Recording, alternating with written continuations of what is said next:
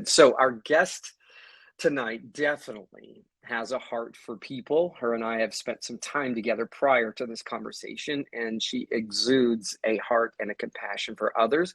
She is an author, a speaker, a suicide prevention advocate. She's a certified grief recovery specialist and the owner of The Grief Path. It is her experience with grief and the subsequent healing that inspires her to help others move beyond their grief and live their lives to the fullest potential. In her latest book, No Longer Bound, she shares some of her life's struggles and abandonment, which she's going to be talking about tonight with us, abuse and assault, and how she was able to overcome that. Now, get this, friends, if that's not enough, in her spare time, she also runs a lupus blog called Unbreakable Survivor. I think I want a t-shirt, Mo. Unbreakable Survivor, which aims to inspire others with chronic illnesses. She's very passionate about encouraging and empowering others. Friends, will you give us a warm welcome for our guest tonight on Circles Masterclass, Monaye Etana Robinson. Monaye, thank you for being here. And you might be on mute, Monaye, so there you go. Yeah, I had to hit it a couple of times. Thank you, Jeff, so much. So glad to be here. Yeah, we've already got the love in the air. What amazing introduction. I've got tears in my eyes just reading this, my friend. You're doing a lot of good in the world. Thank you. Hey. Yeah, I'm trying. Yeah, we all are. You know, you have an incredible story. I don't want to rush anything. We just kind of want to take a deep breath and settle in. But what I'd love you to do is just kind of unpack your story. This is where you're at now, but we know you didn't start there. So do you mind sharing a little bit about some of these areas of your life that really shaped your life and how you overcome them to be who you are now? Do you mind sharing? Oh, no, not at all. It definitely has not been an easy journey. I'll just add a little bit of a trigger warning. There may be some things that may be, a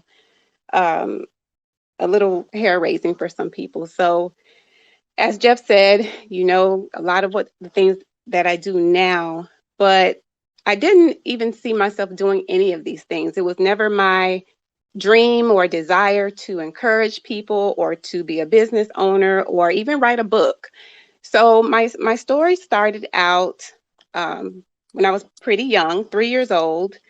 It was 2 days before my 4th birthday, and I lost my mom suddenly by suicide. And I'm a mother. I'm a mother of a 28-year-old son and a soon-to-be 24-year-old daughter. And when I think about my relationship with them at that age, they knew who I was. And so navigating life the first few years without her, and even to this day, I still have no memory of her. So that tells me that I blocked that trauma and that pain out. And then going through life, being raised by virtually, or basically my grandparents, my mother's mother and my father's mother, and my dad, working to try to take care of his 2 girls. And then he got remarried, and I had a stepmom who played a role in my life as well in a positive way. But going through life and becoming an adult, having my own children, going through all the different milestones, I realized that I was grieving her. I was grieving all of the experiences that I never got to share with her, all the things that I have shared with my kids. And so I kind of just, went to therapy. I thought that I was, healed from that. I also went through a period of time where, of course, that was physical abandonment, but also growing up, I experienced emotional abandonment, which I can get into a little bit later. But all of those things shaped who I became. They silenced my voice, so to speak, because I felt unimportant, unwanted, unloved. Because, if someone loves you, why do they leave you? And then the other abandonment physically was when I lost my grandfather. That was my best friend at 12 years old. I was like, well, why are all of these people in my life constantly leaving me. So all of that was a journey. Um, of course, maneuvering, life as a young, awkward teenager who couldn't understand why her mom chose to leave her. That impacted my relationships. It impacted working relationships. I was extremely guarded because, hey, I don't know if you're going to leave me in the future like my mom and like my grandfather did. So I'm going to be on guard. And I went through some abuse as a child and just a lot of things. And so at some point, I said, you know what? The good Lord brought me through all of this. And there are other people out here who can relate. And I believe that my story is not for me, but it's for them, but it's also for His glory. And I got the inclination to write the book. And then having imposter syndrome, I said, no, nobody wants to hear from me. My story. I mean, it's just a story. And I ignored it for 6 years. And then that inclination came back at 42. And I wrote the book, and the feedback I got from No Longer Bound has been just humbling because I never thought it would impact people the way that it did. And I was diagnosed with lupus probably about 8 years ago. So I created the blog to inspire others. And then I was talking with someone, and they had gone through this process with the grief recovery method, or institute rather, and I looked into it. So I said, okay, let me look into that for myself, because I realized that I had not healed from the loss of my mom. I was angry for her not being here. And once I went through that process, that 7-week process with them, I realized, you know what? The world, grief is not a local problem, it's not a county problem, it is a worldwide problem, and people need help. And so I formed my business.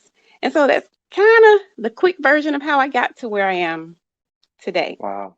Wow. You said a mouthful in just a I did. short period of time. Yeah, you did.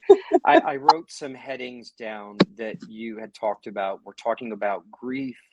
We're talking about the loss of your mother when you were a child, so early that you don't have all the recollections. Some of that could be because of you blocking it out. We Hmm. talked about anger that you still held on to during this process. And then you mentioned this powerful word, you dropped this bomb, imposter syndrome. So break it break it down even further. So let's unpack you kind of at these different stages. You're now trying to overcome the tragic loss of your mother. Can you take us there a little bit? How did you get through that?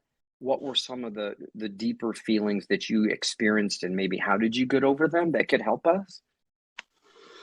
Yeah. So I'd like to just kind of explain, and I'm pretty sure, people have a general idea of what physical and emotional abandonment is, but I just kind of want to start there. So, we can have physical abandonment when someone leaves us via death or divorce, or um, the end of a relationship or even a friendship. And with not having her there and growing up in a household where I was the oldest child, um, and then I had my sister who's 2 years under me, who we have the same mom and dad, and then I got half brothers and sisters when my father got remarried. So kind of being thrust into that lifestyle of overseeing everyone else while I'm really not being parented, because I haven't spoken with anyone about that loss. It's almost like life just kept going, you know. Um, Being the one to oversee everyone else, uh, which nowadays is probably why I'm so bossy. But I developed so many trust issues. I was controlling because that's the only thing I can control. I can control how close I let people get to me. I can control our interactions. And if you're not close to me, then if you leave, then I won't be hurt as bad. And so that carried over to friendships, that carried over to relationships, um, even my attachment style in relationships. I had a fear of abandonment. So I had a, what do you call, an anxious attachment style, being a little bit too much concerned with the other person's needs while abandoning my own needs, not even really knowing who I was. And so when that happens, I question my self worth. I was not confident as a child or a young adult. I had anxiety. I self soothed by being an emotional eater for most of my life. And I did not understand that because someone left me, that did not impact my worth. It didn't impact who I am. But when we have fear, that's actually rooted in abandonment. And then also, sorry, living as a child who kind of was, thrust into a parental role of the other siblings, there was emotional abandonment because my needs weren't really met. I wasn't affirmed. So I really did not feel important or seen or heard. And around this time, I was abused by a family member. And so that taught me to be quiet. That taught me to silence my voice. It told me that what I had to say wasn't important. You just do what I say and not, what I do in terms of the parents. But every single person, male, female, children, or what have you, we all have basic needs. Everybody wants to feel valued, nurtured, heard, appreciated, and loved. And when you don't, you can internalize that, which is a lot of what I did. Yeah, I think you mentioned something so important, friends. I don't know if you caught this or not, but what we internalize, we never deal with. It actually becomes what I've heard of about the law of attraction. So if we have this unresolved pain within us, you said this unresolved trauma, this unresolved feeling of abandonment, you find yourself repeating these abandonment things in your life. You ever stop and scratch your head and go, why does this keep happening to me? Right? But I Yep. think it's very much of a key. I remember having a guest. I was trying to pull her name out of my brain when you were talking, and I can't. But she was sharing a story about abandonment as well, Monet. And what she was sharing is that she she had a relationship that didn't work. Another one, the guy I think had left her at the altar or was going to take her to, the Bahamas and left her on the plane by herself. She ended Mm, up going on this excursion by herself and discovering that her abandonment issues is so parallel. Her abandonment issues tracked all the way back to her dad, who died when he was very young, and she walked in on him when he had died. And mm, it was a sudden, but so she linked that abandonment that she never dealt with to the abandonment in these relationships she had had. So she started to get healing from that, turned her life around. Is That's exactly kind of parallel yeah, to your story. Yeah. yeah, Yeah. yeah, Yeah. definitely. Yeah. So when we talk about emotional abandonment, can you define that a little bit more for us? What does it actually mean, emotional abandonment? Yeah, it's basically how you feel. Um, we can experience feelings of grief because we don't feel wanted. Mm, Say you're in a relationship or a marriage and that person becomes distant for some reason, or he or she is now spending more time away from the home. They have, work trips all of a sudden, or they're out with friends all the time, or they have an addiction that takes them away from you. They are not catering to your needs how they may have done in the beginning. It's almost like they're there, but they're just a shell of themselves. And you have no way to express yourself, and maybe they you may be expressing yourself, but they are not listening to you. They are not hearing you. They're not seeing you. So you feel unloved by this person. You feel basically dismissed. And so while you still may be in that relationship or that friendship, there's no emotional connection. And so then you're left to internalize and wonder, okay, what have I done? Is it my fault? And, you may develop uh, coping mechanisms like I did. Yeah, that's a mouthful as well. I remember having a guest on, Tina was talking about how when she was a little girl, she had this bubbly vivaciousness in her, and she always wanted to express it. And wherever she tried to express it at home when she's little bitty, she always got shut down. So Hmm. she learned this learned behavior was I'm not important. What I say or have to say or feel is not important because I keep getting shut down. And Right. similar, Monet, I don't know if anybody in the house can relate to this or not, but so she starts off in later in life and she's attracting people that are actually overpowering her in abusive relationships. She kind of attracted them because she never found her voice. She kept getting shut Yes. down, and then so she turned to a pleaser. So we went Hmm. from this person, I've got a voice, I've got a sing, but nobody validates me. So now the only way I can get attention is by pleasing people, right? Hmm. Because if I can't feel anything, I'm just going to feel whatever I can feel. And sometimes it's just the bad feelings that we feel. But so she Yeah. turned into this people pleaser, right? And then now her first marriage is ending, her second marriage is ending. She's on her third marriage when she's finally realizing these are behavior patterns that were never dealt with. So powerful. Talk to me a little bit about how do we deal with deep seated, deep rooted behavioral issues that we need to break free from? Where does one start? Well, first thing we need to do is understand that we have an issue that needs to be addressed, because before you can do anything about it, you've got to realize that you have an issue or a problem. And then you need to acknowledge, hey, I need help. Okay. And then in terms of, say, abandonment, for instance, you've got to know what the signs of abandonment looks like.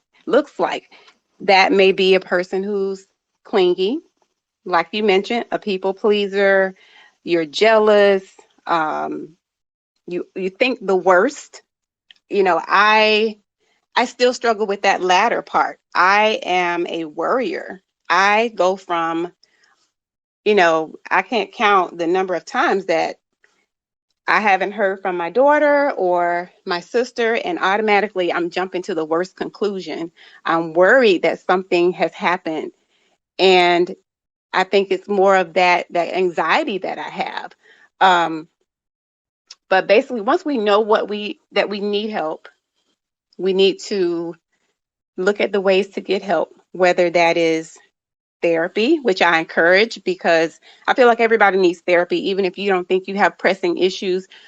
Even the day to day, we need people to talk to ground us, to recenter us. Gone are the days where, going to a therapist is taboo and you're crazy. We need that. Our mental health is important. So we can reach out to a therapist. There are low cost um, therapists and companies out. I see ads all the time for BetterHelp, and even through your employer, EAP, Employee Assistance Program. Then you need to have a strong community. Who's in your circle? What people meaning friends, people in your church, people that you volunteer with, different organizations. Who is your support system? Because we can't navigate these things alone, because that's where the enemy comes in, when we don't have anybody else, when we're in isolation, and he can tell us that we're not important, that we're no longer loved. Um, and then once we know what we need, we have the plan, we have our resources, then we have to tap into that. And we have to want to get better. Because if you're a procrastinator, oh, I'll do it later. Most people push it in the back of their minds, they compartmentalize it. If I don't think about it, it's not there anymore. But guess what? When you get in that next relationship, or, friendship is going to resurface because it's not healed. Yeah. I want to sit on something, friends. I don't know if you caught this or not. I made a note of what you just said. You've got to want to. I want to Hmm. unpack that for half a second, coach. Help me with this. This is something that I struggle with.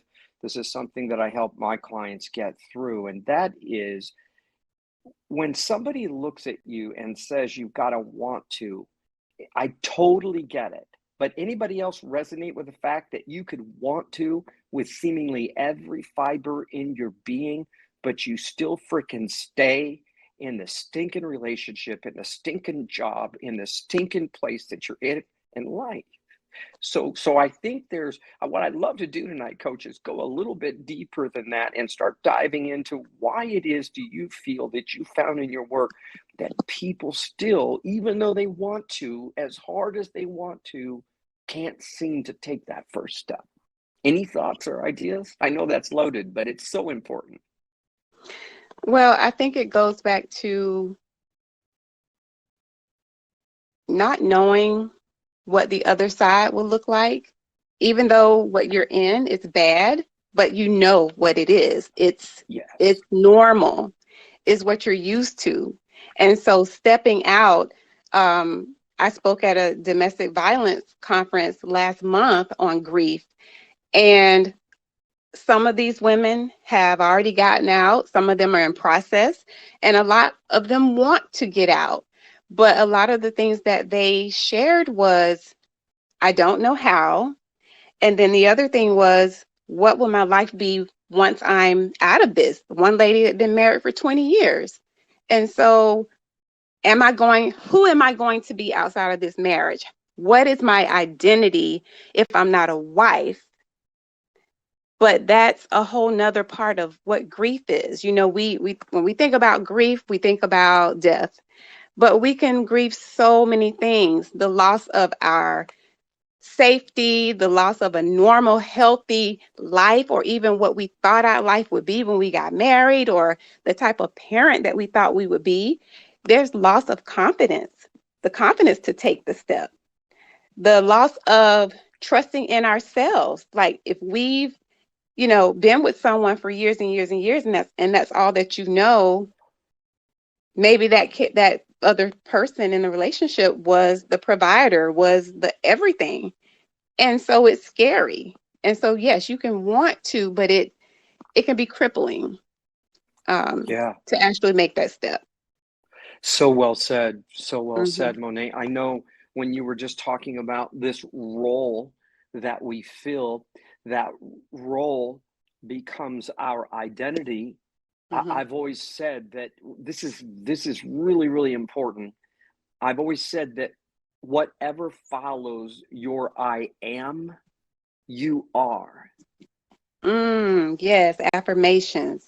Yeah. So it's Hmm. so powerful, friends, when you're listening to what Monet is teaching us tonight, that you go inwardly and go, every time I talk to someone else about my situation, I address it in this manner. I am, and whatever you fill in the blank, it can become a stronghold on us because every time we tell our story, we affirm what we are. So Yes. we need to change that narrative, right? And Hmm. it's like you also said something was so important is that I hear you say that fear keeps me here. Yeah. Yeah. Yeah, it's surprising though, isn't it, coach? Because if someone looked in at the pain you were going through, they would ask, what in the hell? Pardon my expression, but why in Yeah. God's name are you Yeah. still doing that? But you said it, coach. I don't know what over there looks like.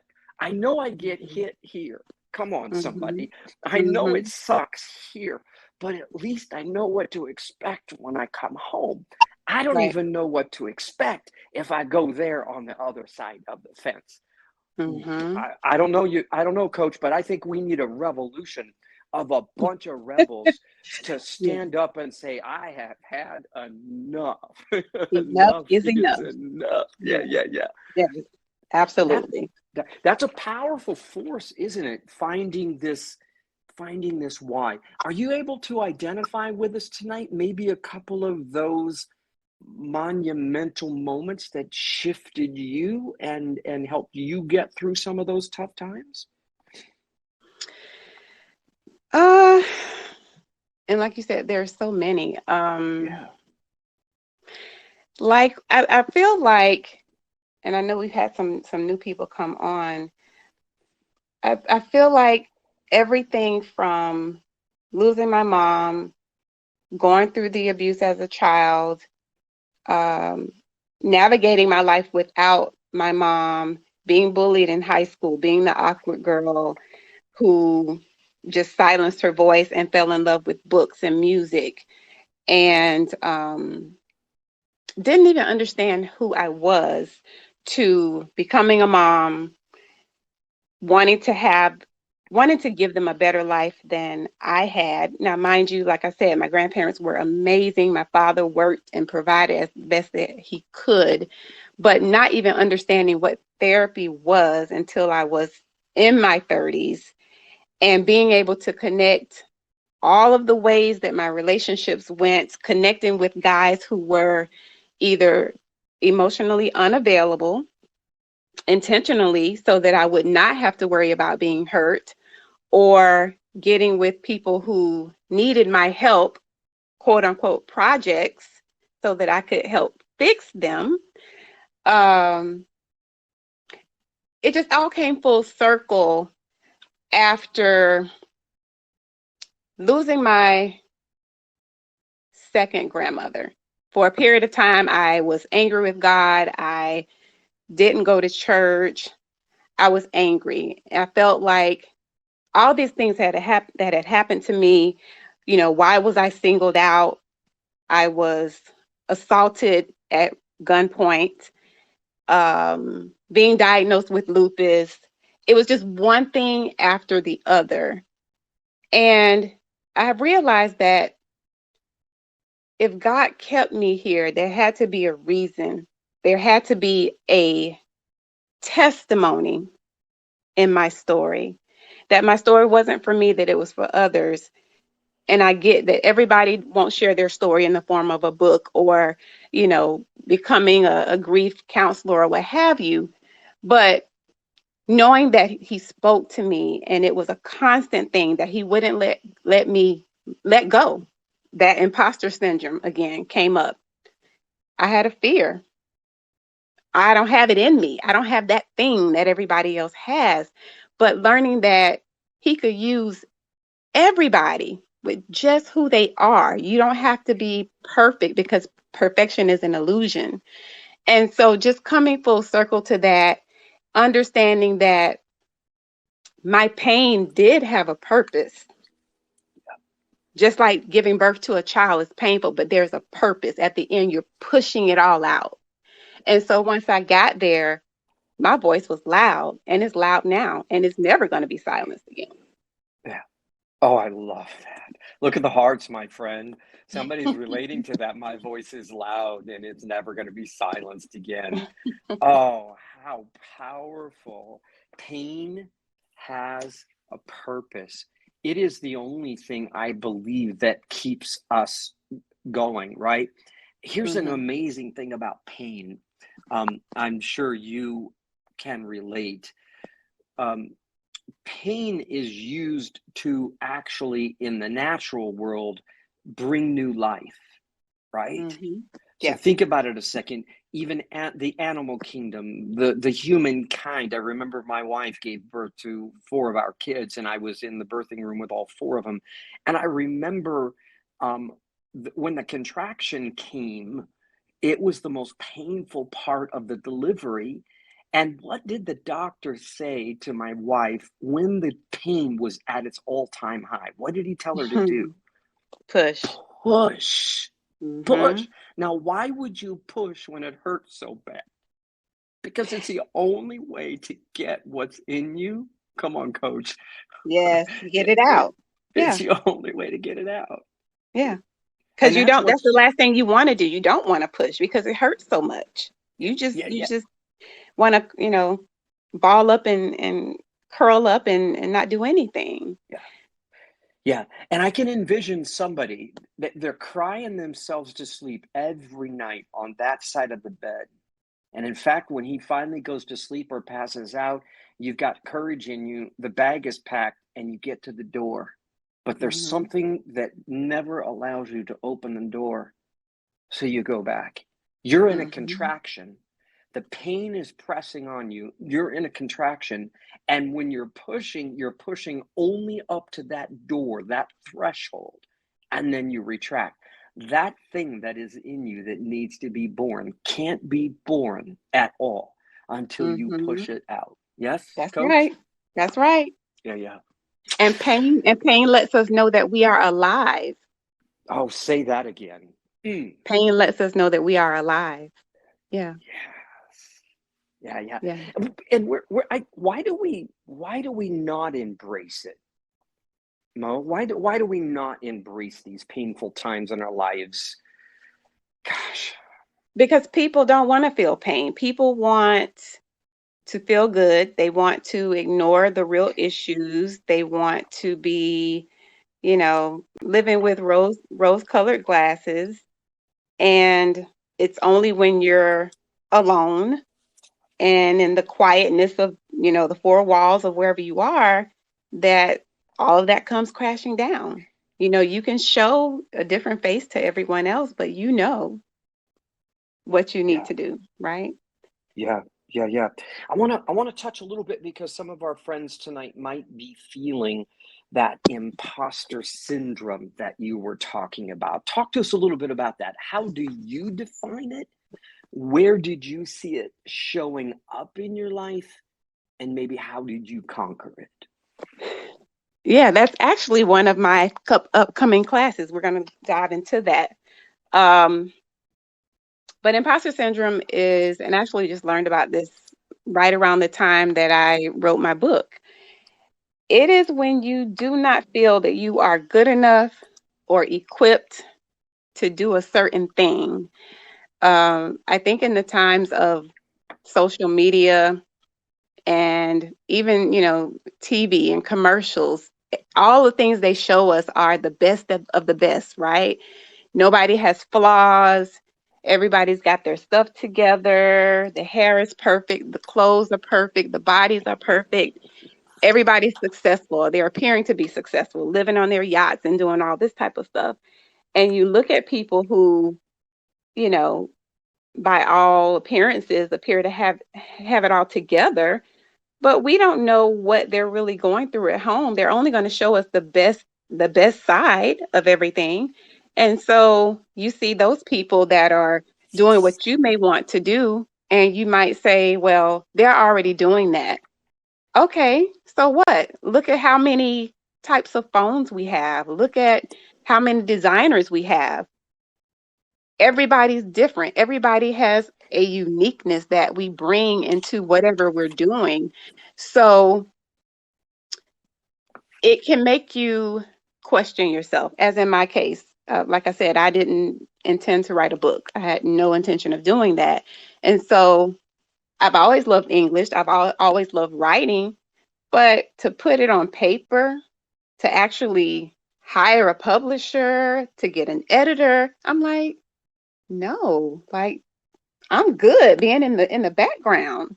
I didn't feel that I was good enough to do that. And so I think it boils down to really knowing who you are, who your creator is, and that you were created as royalty. And if an idea is brought to you, he will see you through it. Yeah. Oh gosh, I love it. The chat is going off as well. Thank you everyone for participating in the chat. Equipped enough.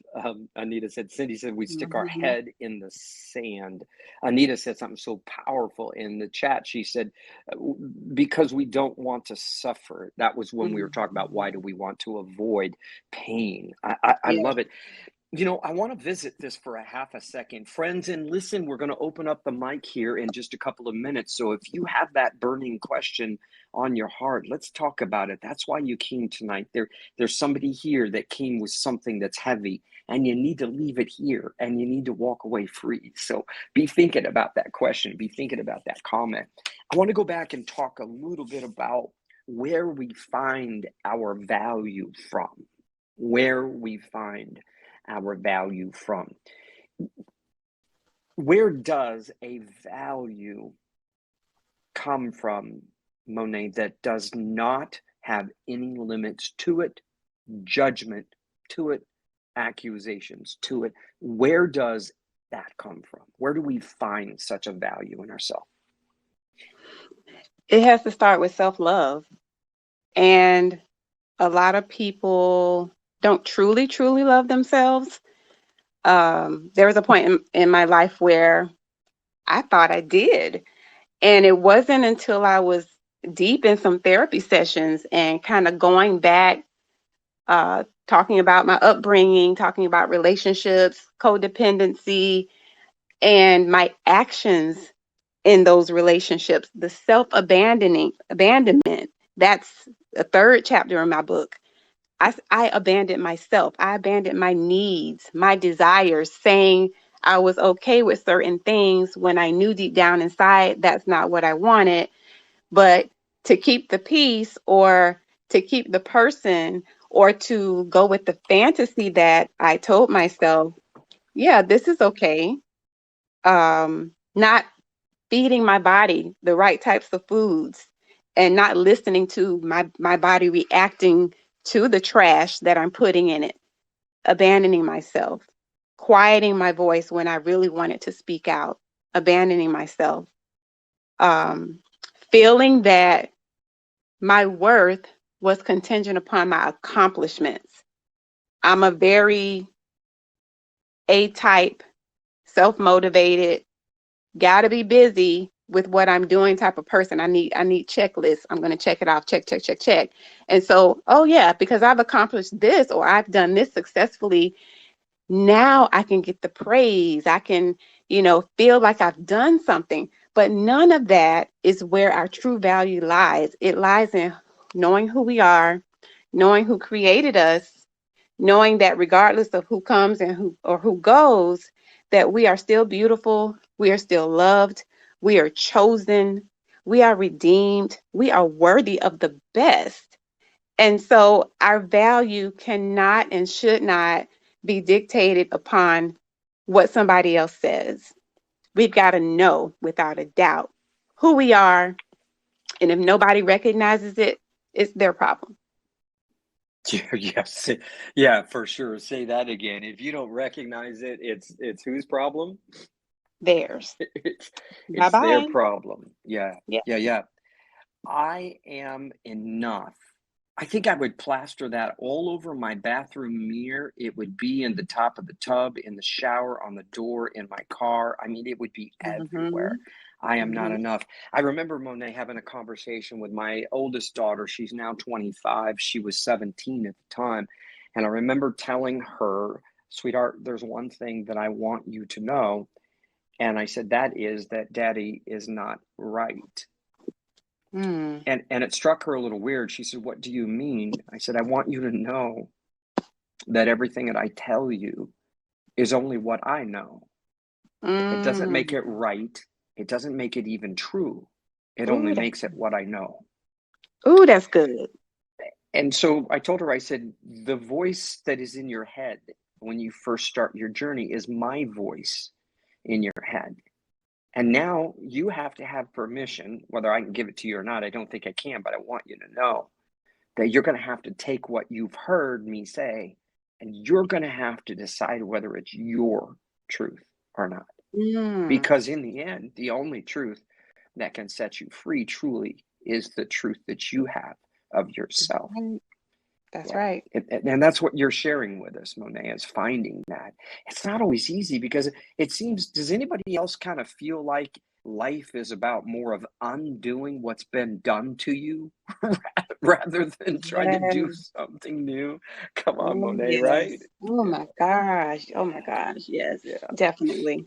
yeah, yeah, And what you said about, what you told your daughter, I can relate to that. I think it's amazing that you have the ability to admit that, because a lot of parents, they only parent as they know.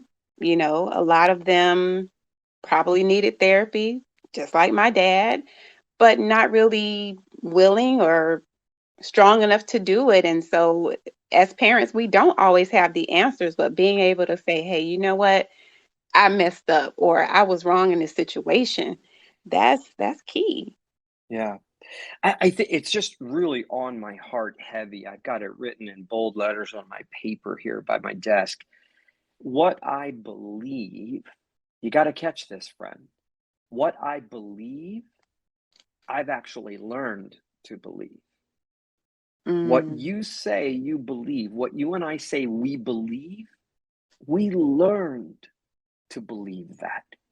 yeah, It doesn't make it truth. Again, kind of along the lines of what I shared with my daughter, it doesn't make it true. It only means that we've chosen to believe it. yeah, And the more we believe by affirming what we believe, the stronger that current, if you would, becomes. And I've always said this, it presents itself as truth. You're yeah, going to die.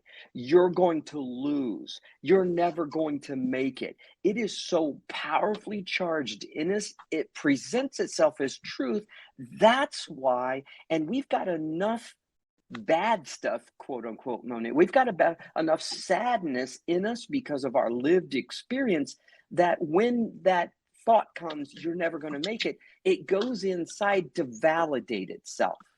And when yes, the majority of our life has been sadness, one thing over another, trying to overcome imposter syndrome, we don't have the happy side to validate that, no, that's not true. I'm going to make it. So, friends, it's up to us. We got to start pumping ourselves full of different juice, right? I mean, we right, got to drink from a different cup. Come on, can I say that? I mean, we got to yeah, find some new stuff to yeah, start putting in us to combat that other mm-hmm, stuff. But I'm hoping to take, and we're such a brilliant conversation. I'm hoping to take the power away from somebody's lie to let you know that what you believe is only what you've been taught. Doesn't make it true. The mm-hmm. whole freaking world thinks differently than that. And the only thing that makes it true is because you believe it to be true. That's really sick right there. The Wow. fact that you just said that just makes me think about something that my therapist taught about in my fitness program the other day. We were talking about body image, and we talked about the types of body image, cognitive, where these are beliefs that we have accepted as true, although they may not be true. And then we have the perceptions that we may believe about ourselves, and they're influenced by our environments and the people and the things that we see, or the people that we interact with, comparing ourselves to worldly standards. And then we've got behavioral, how we feel, effective, how we feel about ourselves. And that's where that whole I am comes in. Yes, the mind is going to always try to feed you negative things, but that's where, no, I am strong. I am powerful. I will be this. You have to verbally counter those thoughts. Yeah. And I think that's where we've heard this term a lot, that we are our own creators. Well, Mm, for our spiritual folks in the house tonight, looking at it from a Christian perspective, biblical perspective, the way you create is what? God said, mm-hmm, let there be. I don't care if you're mm-hmm. religious or not, friend. But I mean, if it's good enough for the holy book, I mean, good enough for me, I'm just going to go Yeah. around and start saying it. Mm-hmm. I'm going to go around That's and right. call it. I'm wealthy. I'm I'm shifting over to a preacher, I think, right now, Come Mo. on. But I'm telling Come you, on. I I'm the got head. the collection plate. I got it. Come I on, girl. got it. I'm the head and not the tail. I'm above That's only right. and not beneath. Yes, I'm the sir. righteousness of God in Christ. Come on, whatever you Mm-hmm. chant, whatever Yes. you find your resource in. Here's what I'm going to take with me, friends. I don't know about you, but I'm going to take a new source to go to Mm-hmm. for my freaking identity. No longer does my marriage or my relationship determine my value. No longer does Right. my bank account determine my value. No longer whether Mm-hmm. I feel like getting out of bed or not does it determine my value, because that is going to fade away. And it maybe here's what we got to go to. Maybe I never freaking get there in this lifetime. You know what? I am tired of living under that pressure. I'm Mm-hmm. tired of the weight of that. I let all that go. Let it be. The only day Yeah, we're promised is right here and right now. So that's right. I'm gonna suit up and show up and put a smile on my face and start whistling Dixie and telling the world and telling myself who I am. Absolutely. Absolutely. Oh, my friend. Mm-hmm. Anybody else enjoying this conversation tonight? I tell you what, it is so good in the house. I got some hand claps in it. Oh, Katrina in the chat is saying preach. My mama called me a preacher since I've been a boy, Mo. I don't know. So here I go. I love what Hey. Cindy said in the chat. She said the true lies with this Mm-hmm. emoji of a mind blowing. Oh, isn't that powerful? True Mm-hmm. Very. lies. So well said, Cindy, because that's what keeps us in bondage. The stronghold is in the Mm-hmm. fact that it's presented as truth, but it's a lie. Yeah, That's there's a part of us that believes it, because if we didn't believe it, we wouldn't even entertain it. We exactly. wouldn't give it a half a second of our attention. Yeah, Yeah. yeah. Yeah, definitely. So I'm loving it. We've got a few minutes here, friends. Anybody in the house have a comment, a question, something that's burning in you that you want to share? Now's the time to do it. Let's take a half a second, make some space for people who want to ask some questions. Mo, if that's okay with you. Yeah, Yeah, absolutely. Ask super away. cool. Now, don't be bashful, my friends. This is your time. Maybe you're struggling with that courage to find your voice, and now it's your opportunity to find it. So I appreciate you. I see you, LaShawn. Go ahead. Thanks so much. And this has been such a great conversation. I was curious about grief, and Monet, I would love to just hear your thoughts on what would really be surprising about kind of the process that you take people through that is different than the way we normally think about grief. Oh, Because, great question. thank you. Great question. So I'm not going to say that other methods are wrong, because they are all helpful. So generally, a lot of people go to church or church sponsored things like grief support, where you may meet in a group and you kind of share how you're feeling or what your story is. And everybody there is there to support you. You may have some homework that they give you and things of that nature. But what I found is, first, let me just really quickly define what grief is. Grief is the normal and natural response to any loss of any kind that gives us conflicting feelings that result from the end of the relationship or change of a familiar pattern. So it's almost like, it can also be like reaching out to somebody that was there to only realize that they're no longer there for you. So my sessions are online via Zoom. They're one-on-one. So you have the ability to be vulnerable in a non-judgmental zone, where I am a heart with ears for your situation. There's no judgment. And basically, how I like to verbalize my brand statement for what I do is transformative one-on-one grief recovery services for the butterfly. Everybody knows how a butterfly goes through a process, the cocoon, and then when it's time to bust out of that cocoon. So it's for the butterfly who's ready to come out of the cocoon and heal their heart.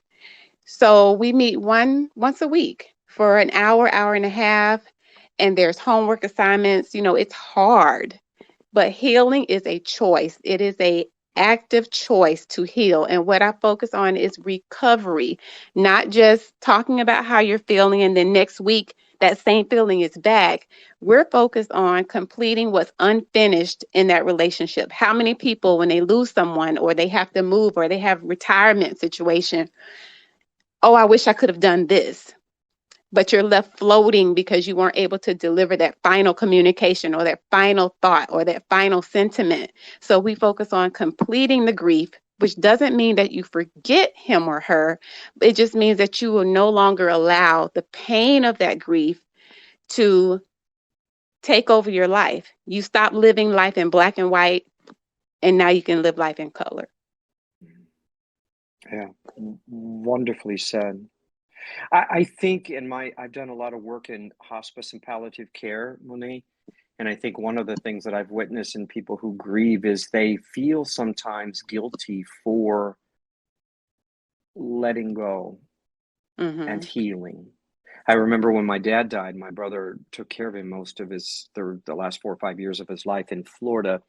And I got to see him once before he died, but my brother cared for him for like 5 years in his home first, and then in the skilled nursing facility every Wednesday for ice cream, and then in the lockdown every Wednesday for a visit. And this went on for 5 years.